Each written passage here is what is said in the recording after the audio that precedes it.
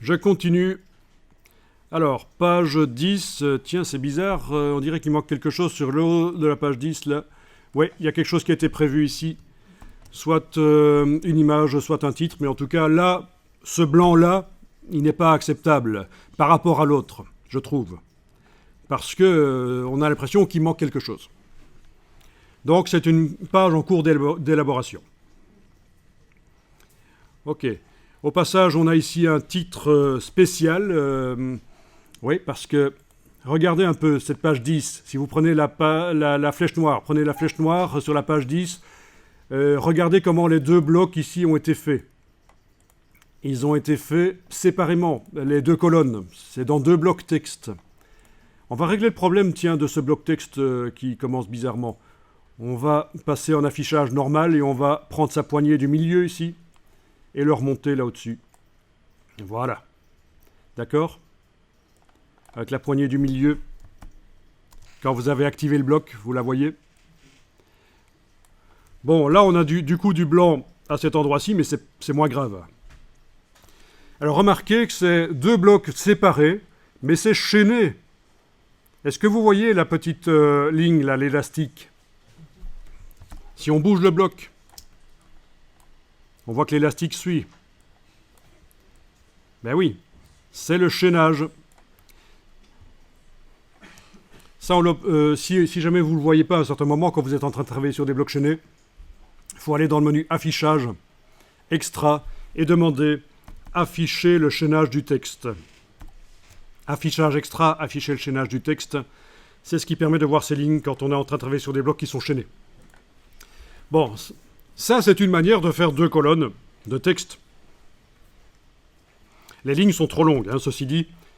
Soit il faudrait que j'agrandisse la taille du caractère, soit que je fasse 3 colonnes au lieu de 2, ou 4 colonnes au lieu de 2, parce que franchement, ça ressemble à du texte qui vient de Microsoft Word. Des longues lignes comme ça, vous ne voyez pas ça dans des magazines parce que c'est pas facile à lire. Vous devez faire trop d'efforts pour arriver à garder l'œil sur la ligne. Donc c'est foireux. Le document ici n'est pas parfait, il est en cours d'élaboration. Je suis en train de vous donner quelques petites astuces de mise en page là. Déjà des colonnes plus étroites. Regardez typiquement les journaux, les quotidiens. C'est des colonnes étroites, ce qu'on appelle les tabloïds. Pourquoi ? Parce que vous le lisez dans le bus, dans le train, ça bouge. Et c'est plus facile si les lignes sont petites. Votre œil ne doit pas faire trop d'efforts pour arriver à repérer où il est. Ok, alors, ici, sur la page 11, on a une configuration un peu différente. Si vous prenez la flèche noire et vous cliquez sur le bloc, vous allez voir que c'est un seul bloc avec 2 colonnes à l'intérieur du bloc. Ça, c'est une autre manière de faire les choses. Et on a un titre qui est dans le bloc aussi, et qui, lui, s'étend sur les 2 colonnes. Vous allez voir que les autres titres du document ne sont pas comme ça, ils ont leur propre bloc, c'est une autre manière de faire les titres. Ici, c'est, je dirais, une manière pour les gens qui sont un peu plus avancés dans InDesign, qui connaisseraient déjà InDesign, le fonctionnement de InDesign, ils savent comment faire un bloc à 2 colonnes, ils savent comment faire un titre qui s'étend sur 2 colonnes.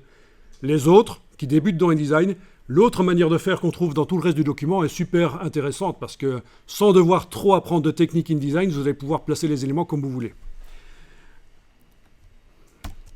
Donc je n'explique même pas comment ça a été fait ici, les blocs en 2 colonnes avec le titre qui s'étend sur 2 colonnes, parce que de toute façon on va faire autrement. Ok. Ah tiens, on retrouve ici le titre qu'on avait déjà... On l'avait déjà ? Je l'avais modifié celui-là. Oui, on l'avait déjà sur la page 9, là, oui. Le même titre. Ok. Donc on va le laisser comme ça sur cette page-là. Page 17. Oui. On a ici ce qu'on appelle un chapeau, c'est-à-dire un paragraphe, là, qui... un paragraphe. La notion de paragraphe, ça vous dit quelque chose ? En fait, il y a plusieurs paragraphes là-dedans. En tout cas, un bloc qui se met au-dessus d'un texte, donc qui peut éventuellement résumer ce qui va être expliqué. Ça peut être ça, ou ça peut être une petite introduction, quoi. Voilà. On a ici un petit extrait aussi sur le côté. Oui, ça, ce sont des manières de faire, donc. Hein. Alors je continue. Vous avez page 18, un grand titre qui est dans son propre bloc. Si vous prenez la flèche noire et que vous bougez, vous voyez qu'on peut le positionner. Il est dans son propre bloc, ça peut être intéressant. Il y a un fond bleu qui a été mis, mais on pourrait enlever le fond bleu. Grâce à des styles notamment, on peut le faire dans tout le document d'un coup. Enlever le fond bleu. Le faire sur ce bloc-là. Donc on pourrait sur ce bloc-là enlever la couleur de fond. C'est simple, il suffit de sélectionner le bloc et dans la palette des outils, quand on a la case de fond ici en avant-plan, et non pas la case de contour, la case de fond, il suffit d'enfoncer la diagonale. Et ça enlève la couleur. Et c'est mieux au niveau visuel. Sauf que je vais annuler. Parce qu'on va le faire un peu plus loin. On va, pour tous les titres qui sont comme ça dans le document, on va modifier d'un coup. Parce qu'il y a un style d'objet qui a été appliqué sur tous ces blocs titres. Alors qu'est-ce qu'on a d'autre sur cette page 18? On a des sous-titres, ou des titres de deuxième niveau si vous préférez, qui sont pas géniales au niveau visuel, ça doit être travaillé, mais enfin ils ont le mérite d'exister déjà. Et la numérotation est dans la suite, voilà, ça a l'air bien.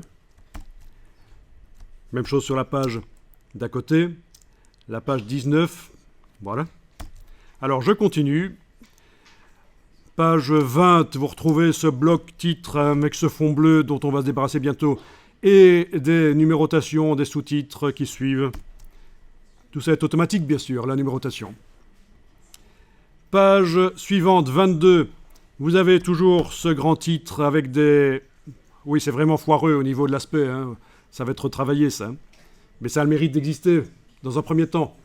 Il ne faut pas essayer d'être parfait du premier coup quand vous faites un document. Vous placez les éléments, à un certain moment, vous leur donnez un peu l'aspect qu'ils doivent avoir, et puis vous allez affiner petit à petit.